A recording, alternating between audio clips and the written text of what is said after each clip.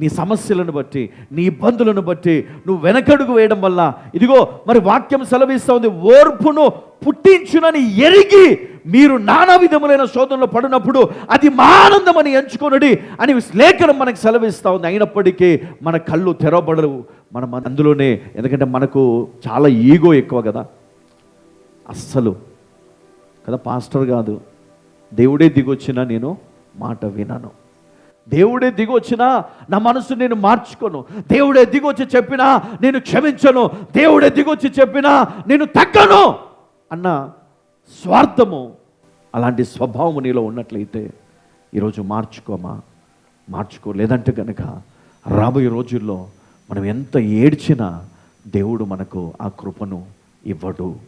ఈరోజు దేవుడిని కృప ఇచ్చాడు, ఈరోజు దేవుడికి ధన్యత ఇచ్చాడు, ఈరోజు ఆరోగ్యం ఇచ్చాడు, ఈరోజు భాగ్యాన్ని ఇచ్చాడు దేవుడు, ఈరోజు నీకు మంచి కుటుంబము, ఈరోజు నీకు మంచి పరిస్థితులు అన్నీ దేవుడు నీకు అనుకూలంగా దేవుడు నీకు ఇచ్చి, ఇదిగో నా కోసం నువ్వు వాడబడాలన్నప్పుడు నువ్వు అది మహా ఆనందమని ఎంచుకొని నువ్వు ఆ విశ్వాసంలో, ఆ పోరాటములో ఇదిగో ఓర్పుతో ప్రయాణము చేయాలా, ఓర్పుతో ముందుకు వెళ్ళాలి. అప్పుడు దేవుడు నిన్ను చూస్తాడు, దేవుడు నిన్ను ఎన్నుకుంటాడు. హల్లెలూయా.